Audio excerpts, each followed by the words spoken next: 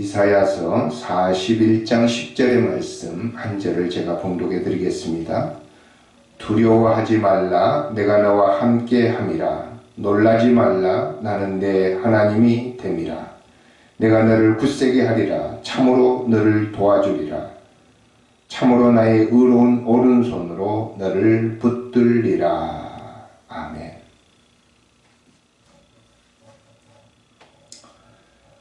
몇 주간에 걸쳐서 우리는 그 인간이 가지고 있는 감정들, 특별히 내 감정 사용법이라고 하는 책에서 이야기하는 8가지 감정 중에서 이제 몇 가지 감정들을 다루고 있습니다.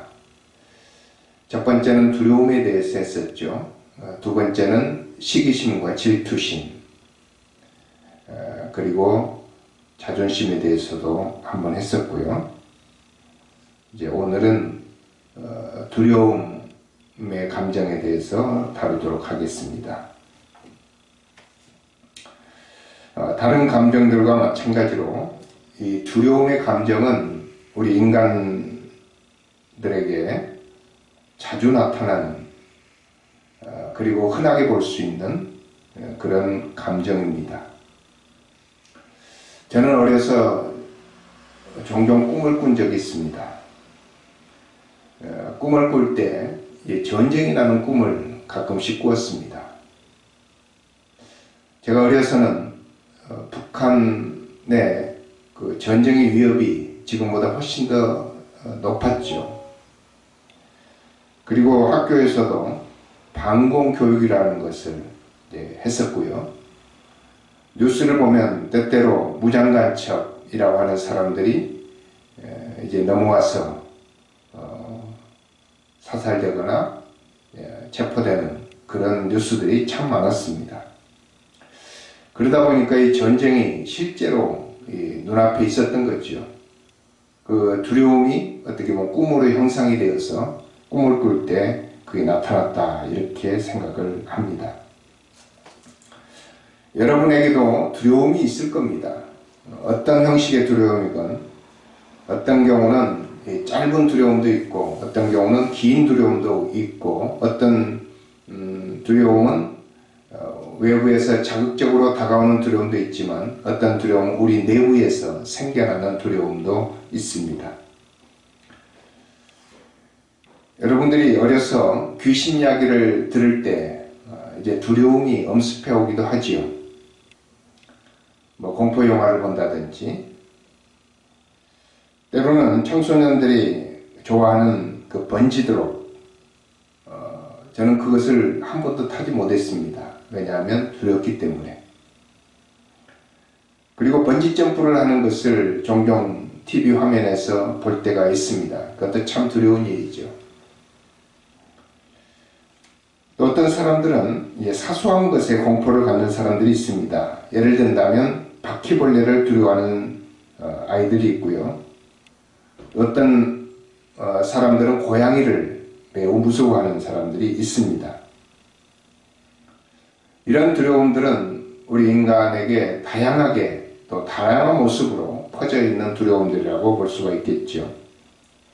그것이 조금 더 이제 병적으로 들어가게 되면 여러 가지 공포증이라고 하는, 포비아라고 하는 그런 모습으로 인간에게 내재가 됩니다. 폐쇄공포증, 공황장애, 고소공포증, 대인공포증, 심지어 무대공포증까지 우리에게 그 자리를 잡게 되면, 같은 상황이 되면 우리의 몸은 두려워 떨게 되는 그런 모습으로 항상 반응을 나타내게 됩니다. 두려움을 3가지로 구별해 본다면, 첫 번째는 눈에 보이는 것에 대한 두려움입니다. 가장 흔하게 우리가 텔레비전에서 맹수들이 다른 약한 동물들을 공격할 때 나타나는 그런 모습이죠. 우리가 실제로 맹수를 본다든지 아니면 숯불 속에서 지나가는 뱀만 보아도 두려움이 엄습해 오게 되는데, 그것은 우리 눈에 보이는 두려움입니다. 그 두려움은 사실 우리의 생명에 치명적인 해를 끼칠 수 있는 것에 대한 경계심이라고 볼 수가 있겠죠. 이 두려움은 이 공포심인데 대상이 사라지게 되면 금방 사라지는 두려움입니다. 이 두 번째 두려움은 보이지 않는 것들에 대한 두려움도 있습니다. 예를 든다면 귀신에 대한 두려움, 유령에 대한 두려움, 아니면 바이러스와 같은 눈에 보이지 않는 것에 대한 공포심, 이런 것들이 있습니다. 세균에 대한 공포를 가지고 있는 사람들,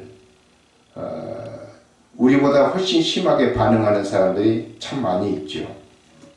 그것도 하나의 두려움의 종류라고 볼 수가 있겠습니다. 그런 두려움을 이기려면 그 대상에 대한 새로운 시각과 믿음이 필요합니다. 우리 마음속에 지식이 때로는 필요한 거지요. 그래서 두려움을 물리칠 수가 있습니다. 이 세 번째 두려움은 다가오지 않는 미래, 우리 상상에 의한 두려움입니다. 아까 제가 이야기했듯이 전쟁에 대한 공포도 아직은 우리에게 다가오지 않았지만 우리가 상상에 의해서 공포심을 갖는 거죠. 때때로 우리가 원자 폭탄에 대한 핵전쟁에 대한 그런 두려움을 갖기도 하지요.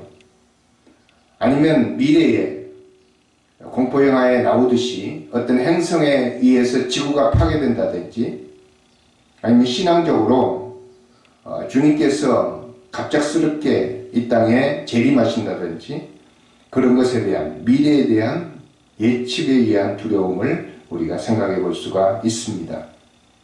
이런 두려움은 간헐적이지만 상당히 오랫동안 정기적으로, 때로는 부정기적으로 우리들에게 나타나서 우리를 괴롭히는 두려움이다, 이렇게 볼 수가 있겠습니다.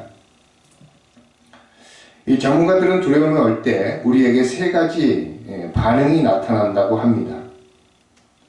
물론 신체적인 반응도 많이 나타나죠. 신체적으로는 땀이 난다든지, 심장 박동수가 올라간다든지, 아니면 침이 마른다든지, 이런 여러 가지 반응들이 있겠지만, 우리가 두려움을 상대해서 대하는 세 가지 반응은, 첫 번째는 공격성이 나타나는 것입니다.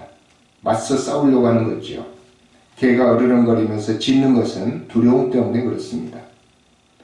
사람도 이 두려움을 느끼게 되면 공격하게 돼 있죠. 그래서 무기를 가진 테러범들, 이제 테러 지나가는 그 경찰들이 그에게 위협을 가하면 그런 공격성으로 나타나게 됩니다. 두 번째, 이 두려움에 대한 반응은 도망가는 것입니다. 이것은 종종 이 맹수들 사이에서 볼 수가 있죠. 맹수들이 사냥감을 공격하려고 할 때 사냥감이 손살같이 도망가는 모습, 그것은 우리 인간에게도 얼마든지 나타날 수 있는 그런 공포에 대한 반응입니다. 몇 년 전에 우리나라에 전쟁설이 참 많이 있었던 적이 있습니다. 몇 년 되지도 않았어요. 한 5년 전 같아요. 그때 이 전쟁에 대한 위기설이 퍼져 있을 때 실제로 많은 사람들이 재산을 팔아서 먼 섬나라로 이민을 간 사람들이 참 많이 있습니다. 어떤 사람들이 우리나라가 전쟁으로 망할 것이라고 하는 예언을 했기 때문에 그 예언을 믿고 두려워서 나라를 도망한 것이지요. 두려움에 대한 도피라고 볼 수 있습니다. 세 번째는 두려움이 왔을 때 얼어붙는 그런 현상이 나타난다고 합니다. 이 얼어붙는 것, 동물도 자기보다 강한 맹수가 앞에 있으면 다리가 오금이 저려서 도망갈 수 없이 꼼짝 못하고 얼어붙어 있는 그런 모습을 보게 되지요. 제가 어떤 장로님 간수 사형을 집행하는 간수 장로님에게서 들은 이야기인데, 사형수가 사형장으로 끌려갈 때 걸음을 잘 걸어갈 수가 없답니다. 왜? 근육이 풀려서 사형장으로 갈 수가 없는 거죠. 그것은 얼어붙은 과정이라고 볼 수 있습니다. 우리가 심리학적으로 때로는 무기력증이 생기고 또 우울증이 생기는 것, 이것도 하나의 얼어붙은 과정이죠. 두려움에 대해서 우리가 침체 과정으로 들어가는 것입니다. 이것도 상당히 무서운 결과를 낳는 것이지요. 그래서 우리가 두려움을 어떻게 잘 해결하고 우리의 삶에서 긍정적으로 바꿔낼 수 있는지를 배우지 못하면 두려움의 피해자가 된다고 하는 이야기입니다. 공격적이 됐건 아니면 도피자가 됐건 아니면 얼어붙는 침체의 과정을 겪게 되건 두려움은 우리들에게 상당히 부정적으로 다가올 수밖에 없습니다. 그래서 심리학자들은 제가 읽은 책 중에서 그 정신분석학 심리학자들이 써놓은 그 책에 보면 두려움을 다스리는 방법을 크게 두 가지로 이야기하지요. 첫 번째는 두려움을 받아들이라, 두려움을 인정하라, 그리고 그 두려움을 표현하라 라고 하는 것입니다. 우리 마음속에 두려움이 있다고 하는 것은 창피할 일도 아니고, 그리고 두려움이 완전히 사라져야 된다고 하는 그런 법도 없다는 겁니다. 그래서 두려움이 있는 것을 인정하고 표현하는 것, 내가 좀 떨리네 이렇게 하면서 표현하는 것이 적절하게 두려움을 관리할 수 있는 비결이 되는 것이지요.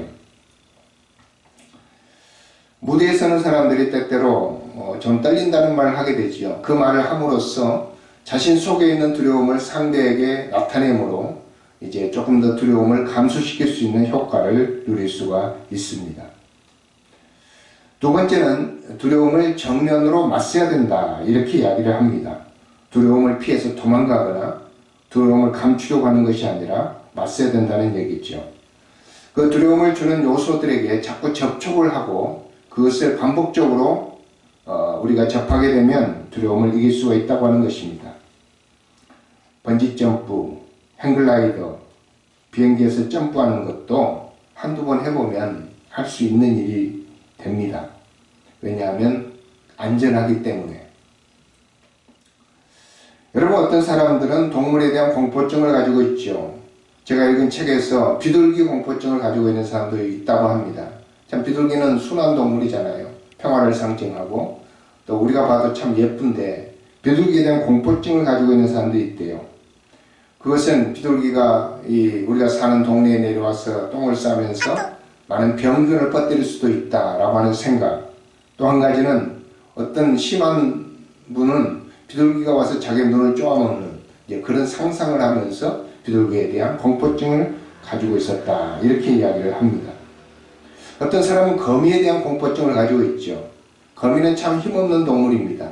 우리가 거미채로 거미를 걷어내면 금방 죽일 수 있는 그런 동물임에도 불구하고 이제 독거미라고 하는 무서운 그 거미가 있기 때문에 그것에 대한 공포감을 가지고 있는, 그래서 모든 거미를 두려워하는 그런 사람들이 있지요. 이 거미 공포증을 없애는 방법은 간단합니다. 처음에 이 독거미를 유리상자 속에 넣어놓고 쳐다보게 합니다. 아무런 일이 일어나지 않죠. 그 다음에 두 번째는 그 사람의 손을 유리상자에 대보도록 합니다. 이 유리상자 속에 있는 거미가 이 사람의 손을 물 수가 없는 거죠. 그러기를 반복해서 하고 나서 이제 거미를 바깥에 내어놓고 거미를 쳐다보게 만들고 그 마지막에는 거미가 손등에 올라와도 아무렇지도 않는 것을 학습하는 그런 과정을 통해서 두려움을 몰아내는 그런 과정이 있다고 하는 얘기를 들었습니다. 여러분, 우리가 이 거미 공포증을 없애는 것은 2시간 만에 없어진다고 합니다. 그러나 우리에게 있는 때로 큰 두려움들은 쉽게 없어지지는 않죠. 그렇지만은 마찬가지로 이와 같은 학습 과정, 또 반복해서 두려움을 이겨내는 그런 과정을 통해서 우리는 얼마든지 두려움을 몰아낼 수가 있다고 하는 것입니다. 오늘 읽어드린 말씀, 이사야서 41장 10절의 말씀은 이스라엘 백성들이 가지고 있는 두려움에 대해서 하나님께서 다루고 있는 말씀이라고 볼 수가 있습니다. 이스라엘 백성들은 전쟁에 대한 공포를 가지고 있었습니다. 주변국들에게 하도 당해서 이 전쟁만 나면 어떻게 형편이 나빠질지를 이미 알고 있는 것이지요. 포로로 잡혀갔을 때 포로 생활이 얼마나 비참한지를 그들은 다 알고 있었던 겁니다. 그래서 전쟁이 날 것 같은 그런 전운이 감돌게 되면 모든 백성들은 두려워 떨게 됩니다. 그런데 사실 백성들이 두려워한다는 것은 전혀 도움이 안 되죠. 두려워하면 전쟁을 이길 수가 없고 두려워하면 전쟁 상황에서 대처할 수가 없습니다. 그래서 우리는 두려움을 몰아낼 때 승리를 얻을 수가 있다는 것이죠. 그래서 하나님께서는 이스라엘 백성들에게 두려워하지 말라고 계속해서 말씀하고 있는 것을 볼 수가 있습니다.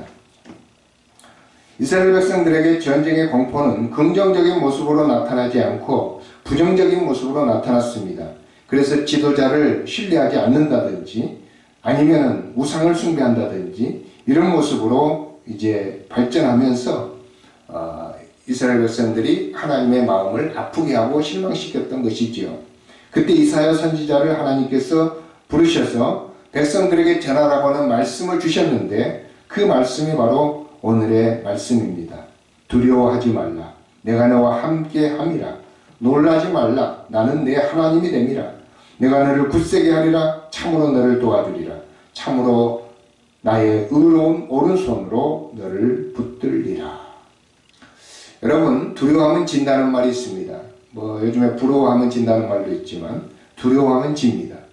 사실 그 싸움을 잘하는 폭력배들, 조직폭력배들이 어떻게 해서 싸움을 잘하는가? 그들이 태권도 유단자들을 다 이길 수 있는 비결이 뭔가? 그것은 기술이 아니고 싸움의 능력이 아닙니다. 그들은 담력입니다. 담대하게 가서 싸우는 사람이 이기게 되어 있습니다.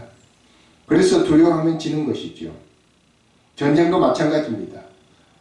모든 국민들이 두려워 떨면 전쟁을 결코 이길 수가 없는 것이지요. 이스라엘 백성들이 그 수많은 아랍 국가들을 상대해서 전쟁에 지지 않는 이유는 그들이 두려워하지 않기 때문입니다. 그들은 강하게 단결해서 두려움을 없애고 그들을 상대하기 때문에 어떤 많은 병사도 군사력도 극복하고 이길 수가 있었던 것이지요. 여러분, 우리에게 다가오는 여러 가지 두려움도 마찬가지로 이길 수가 있습니다. 여러분, 암이 걸린 사람들이 암이 걸린 줄 알지 못하면 참 오래 사는데 암이 걸린 것을 알게 되면 빨리 세상을 떠납니다. 그 이유가 무엇일까요? 두려움 때문에 그렇습니다. 암에 대한 두려움, 죽음에 대한 두려움, 이런 것들이 그의 생명을 단축시키는 것이지요.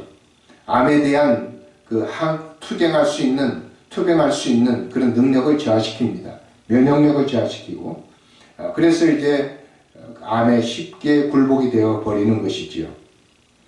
우리 하나님께서는 우리 마음속에 두려워하지 말라, 놀라지 말라, 이런 말씀을 하시면서 우리에게 힘을 실어주고 있습니다. 이 두려워하지 말라고 할 때에 하나님께서 근거로 제시한 것이 몇 가지가 있습니다. 첫 번째는 내가 너와 함께 하겠다.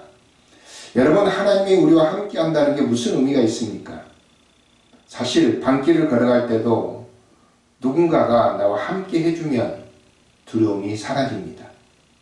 어릴 때 혼자 밤길을 많이 걸어봤는데요. 상당히 무섭지요. 그러나 형이 함께 간다든지 동생이 함께 간다든지 심지어 아버지가 함께 가게 되면 전혀 두렵지가 않습니다. 하나님께서 우리와 함께 하시겠다는 거죠. 두 번째는 나는 내 하나님이 됨이라, 이렇게 말씀을 합니다. 하나님, 인간이 아닌 하나님이 우리와 함께 하시는데 그분이 하나님이 된다고 말씀합니다. 세상을 만드시고 세상을 주관하시고 모든 권력을, 모든 힘을 부술 수 있는 힘을 가지신 하나님, 그 하나님이라는 사실이지요. 그 하나님께서 우리를 굳세게 하시고 우리를 도와주시겠다고 약속을 하십니다. 내가 너를 굳세게 하리라. 참으로 너를 도와주리라. 참으로 나의 의로운 오른손으로 너를 붙들리라. 여러분, 우리에게 어떤 두려움이 있습니까? 요즘은 코로나 때문에 많은 사람들이 두려워하고 있습니다. 사실 직장을 잃은 사람도 있고요. 직장을 잃고 나면 또 미래에 대한 두려움이 있습니다. 구직에 대한 두려움도 있지만 우리가 어떻게 살아갈지 그런 막연한 두려움이 있습니다. 장사를 하는 사람들은 매출이 줄고 결국은 문을 닫게 되는 두려움을 갖게 되는 것이지요. 문을 닫은 사람들은 또 무슨 일을 해야 될지, 도대체 경기가 살아날지 그런 많은 두려움을 갖고 있습니다. 교회도 마찬가지입니다. 교회에 사람들이 없고 텅텅 빈 예배당에서 예배를 드리는 목사님들은 두 가지 두려움을 가지고 있는 것이죠. 이 교회가 다시 회복될 것인가, 그런 한 가지 두려움. 또 한 가지는 우리 교인들의 신앙이 끝까지 잘 유지될 수 있을 것인가, 이런 두려움을 갖고 있습니다. 여러분, 두려움이 올 때 폭력적이 되거나 회피자가 되거나 무기력한 모습이 되어버리는 것은 두려움에 피해를 입는 것이지요. 유럽의 집시들이라든지 미국의 히피족과 같은 사람들은 두려움을 극복하지 못해서 생겨난 현상이라고 볼 수 있습니다. 그래서 우리나라에도 코로나 때문에 그런 모습이 얼마든지 생길 수 있다고 하는 예상을 해볼 수가 있습니다. 우리뿐만 아니죠. 전 세계가 이 코로나 때문에 어떻게 변해갈지 아무도 알 수 없는 그런 두려움에 사로잡혀 있는 것입니다. 심리학자들이 말하는 두려움에 직면하라고 하는 말을 우리가 생각하면서 우리 하나님께서도 우리들에게 두려움에 직면하라고 말씀을 하는 것을 볼 수가 있습니다. 우리가 두려워하지 않고 두려움에 직면하면 아이디어가 생겨나게 되지요. 얼마 전에 텔레비전에서 서민갑부라고 하는 그 프로에서 방영하는 내용을 보았습니다. 어떤 사람이 생선 장사를 하는데 코로나 때문에 장사가 안 되는 거죠. 그래서 이분이 장사를 하다가 이제 안 되면 그 생선을 구워서 팔았다고 합니다. 그래서 구워서 팔다가 이제 남으면 그것을 배달로 팔았다고 해요. 그래서 지금은 그게 이제 고객이 늘어나면서 매출이 6억 정도, 그래서 많은 고객이 생겨나게 되고 결국은 그게 주업이 되어서 이제 배달 생선구이 업체가 되어버린 거예요. 그래서 부자가 된 거죠. 이 두려운 상황이 우리에게 닥쳐올 때 두려워하지 않고 아이디어를 내서 새로운 상황을 만들어낼 수 있는 모습을 우리에게 가르쳐 주는 것입니다. 여호수아 1장에 보면 하나님께서 여호수아에게 두려워하지 말라고 말씀을 합니다. 내가 이 땅을 너에게 주겠다. 너는 마음을 극히 강하게 하고 담대히 하여 좌로나 우로나 치우치지 말고 너는 담대하게 들어가서 이 땅을 얻으라. 두려워하지 말라. 이렇게 말씀을 합니다. 근데 사실 모세가 죽고 나서 여호수아는 그 마음이 얼마나 두려웠겠습니까? 이 백성들을 어떻게 이끌고 가서 여리고성과 같은 강한 성이 있는 가나안 땅에, 그리고 키가 장대같이 큰 거인들이 살고 있는 그 헤브론 땅에 가서 어떻게 저들을 몰아내고 저 땅을 차지할 수 있단 말인가? 두려움이 없을 수가 없는 거죠. 그래서 모세가 그 땅에 정탐꾼을 보냈을 때 10명의 정탐꾼은 다 부정적으로 이야기를 했습니다. 가지 맙시다. 갔다가는 전멸입니다. 가면 초전박살입니다. 그래서 광야에서 사는 게 낫겠습니다. 광야도 적응하면 살만합니다. 이런 부정적인 보고를 했었죠. 그때 갈렙이라고 하는 사람이 나타나서 이렇게 이야기합니다. 아닙니다. 저들은 사실 강한 게 분명합니다.